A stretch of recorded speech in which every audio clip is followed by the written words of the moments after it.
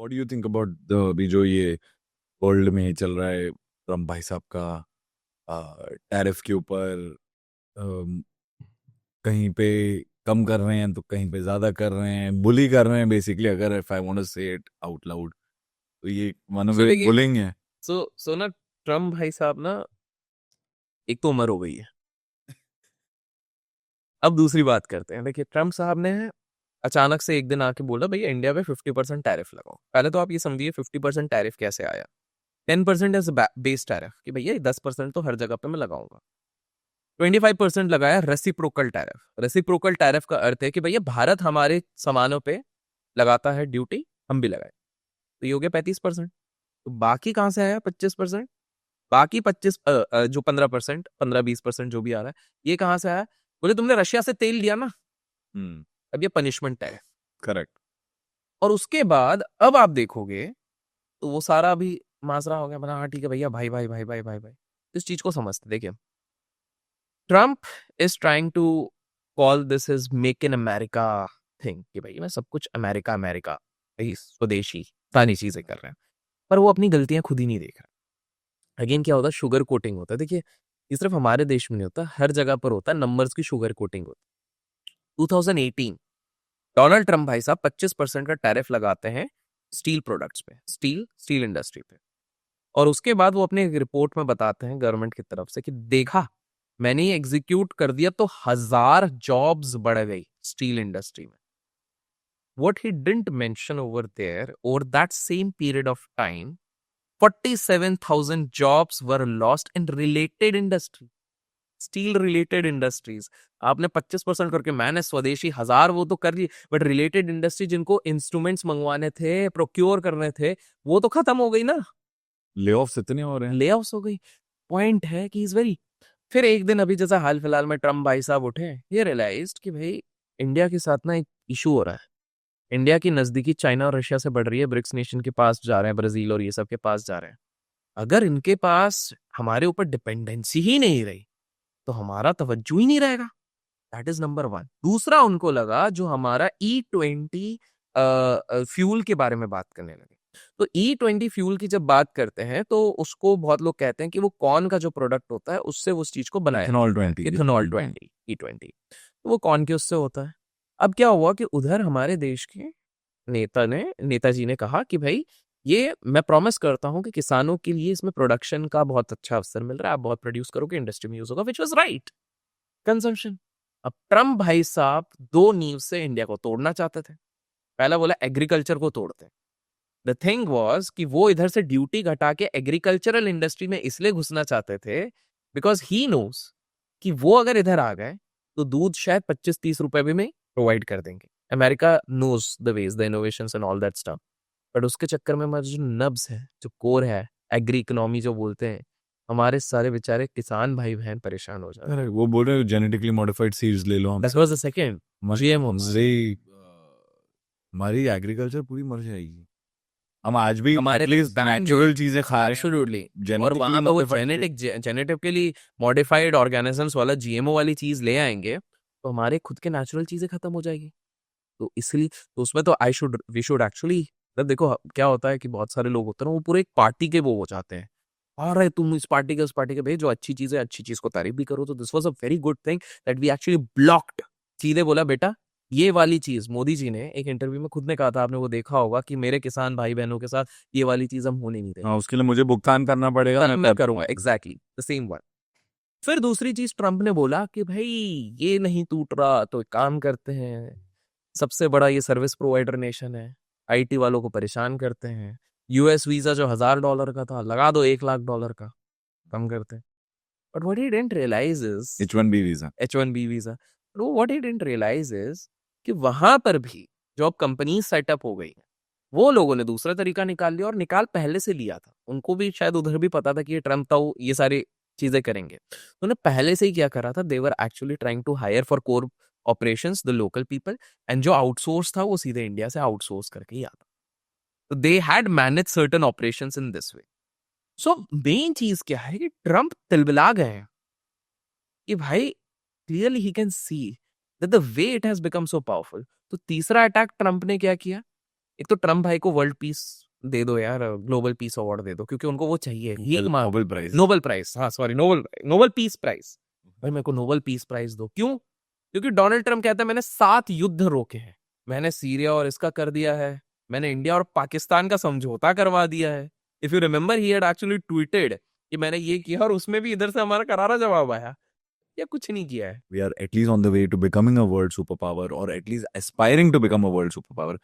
हमारी capital, pollution, गंदगी, इस सबसे इतनी जूझ रही है, तो इसका कुछ ना कुछ तो समाधान निकालना ही पड़ेगा। First of all, we need to understand what is the problem, why we are actually lagging behind, what is a core example. कोई एग्जाम्पल अगर किसी कंट्री ने, किसी सिटी ने अगर सेट किया हुआ है जिसको हम फॉलो कर सकते हैं, and then coming to solution. Because देखो, प्रॉब्लम है, वो तो है, बहुतों को पता है, बट प्रॉब्लम क्यों है, क्या है, और कैसे सॉल्व किया जा सकता है, उसके बारे में अपन थोड़ा डिस्कस करते हैं।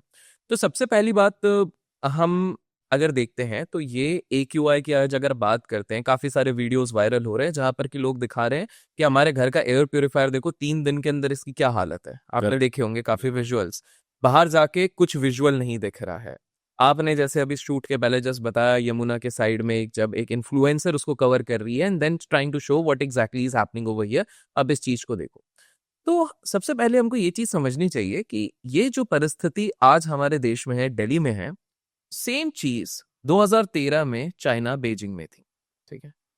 And it's over a decade, एक डिकेड के अंदर बीजिंग आज उस जगह पे पहुंच गया जहां सिंगल डिजिट में AQI वहां का होता है। सो फर्स्ट ऑफ ऑल, जो लोग ये करते हैं कि हमारा पॉपुलेशन भी तो ज्यादा है, तो भाई we are at par with them. Simple सी बात है, हम बहुत सारी जगहों पे एट पार विद चाइना ही है। इनफैक्ट टिल 1990s हम लोगों का जीडीपी भी मोर और लेस सेम ही था। तो कहीं ना कहीं आप पॉपुलेशन का बहाना देना तो बंद कर दो। So the point is, I am not saying China is better, what I am trying to say is कि जो चीज अच्छा कर रहा है पहले वहां से हम सीखते हैं। तो let's see what exactly China did. So 2013 की बात है, बीजिंग में क्या हो गया कि अचानक से पोल्यूशन 800-700 AQI तक जाने लग गया, और जो PM 2.5 होता है पोल्यूटेंट हो गया, वो बहुत ज्यादा बढ़ने लग गया, which is not good for health, बहुत हैजार्डस होता है। तो उस समय पे क्या हो गया कि पहले एज यूजुअल हर जगह की सरकार डिनाई करती है, तो वहां की सरकारों ने डिनाई करा। वहां तो कम्युनिस्ट पार्टी रहती है भाई, अपने हिसाब से चलती है, भैया अरे कुछ नहीं है, फॉग है इसलिए आपको फॉग दिख रहा है।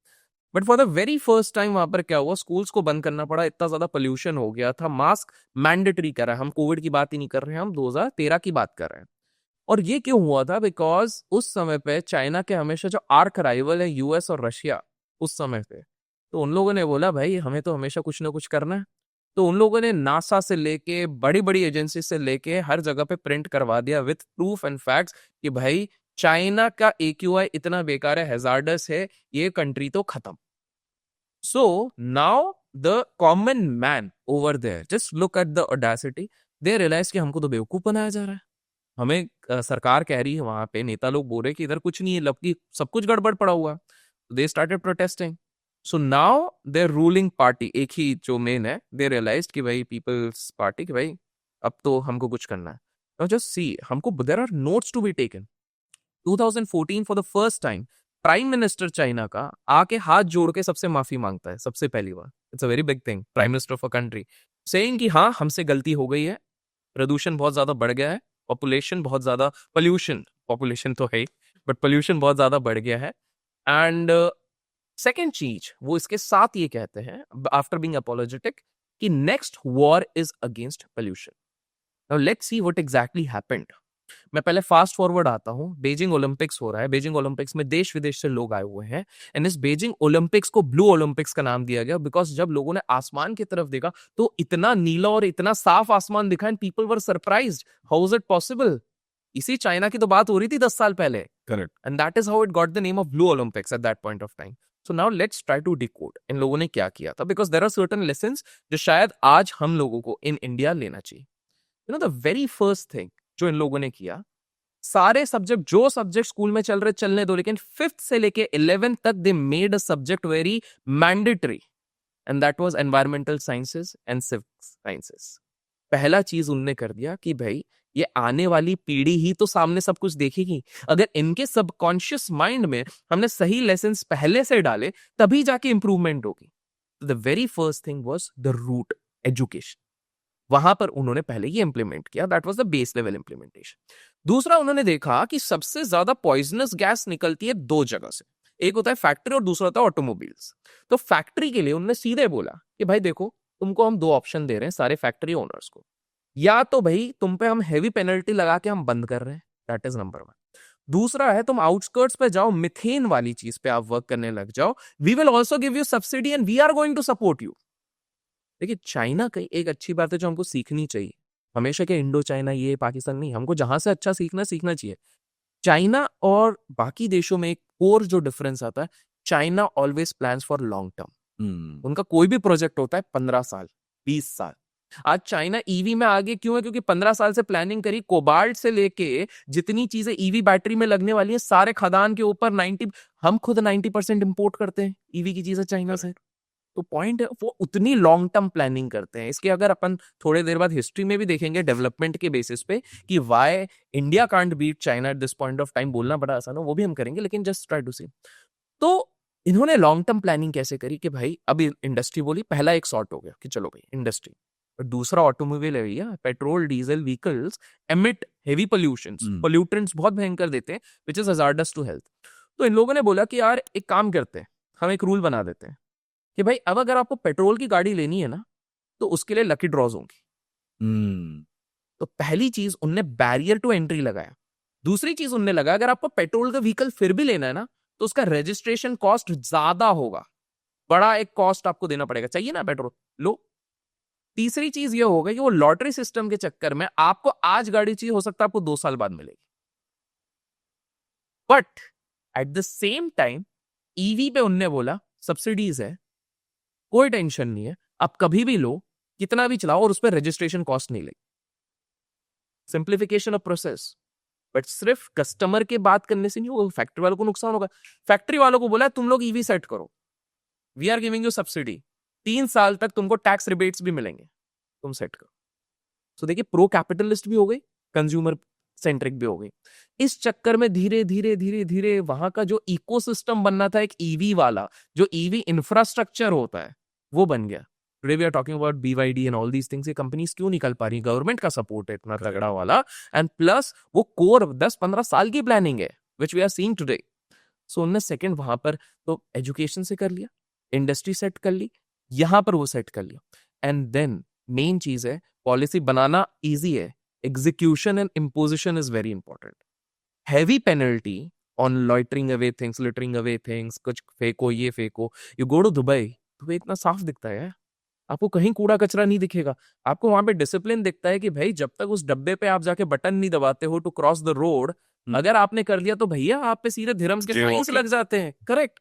तो 5,000 10,000 धर्म्स जब लगेंगे, penalty which is so harsh कि सामने वाला 2 बार सोचे, ये नहीं 200 रुपए 100 रुपए इधर पौथी कट गया ये कट गया, नहीं, सच हार्श पनिशमेंट। धीरे धीरे धीरे धीरे दैट बिकम्स अ हैबिट। और आज उसी का नतीजा है बीजिंग, जो एक समय पे इतना पोल्यूटेड था, आज इस लेवल पे पहुंच गया। So there is something to learn from there कि there was one country similar to our country which has gone through all these things, क्योंकि उन्हें शॉर्ट टर्म सॉल्यूशंस नहीं देखे।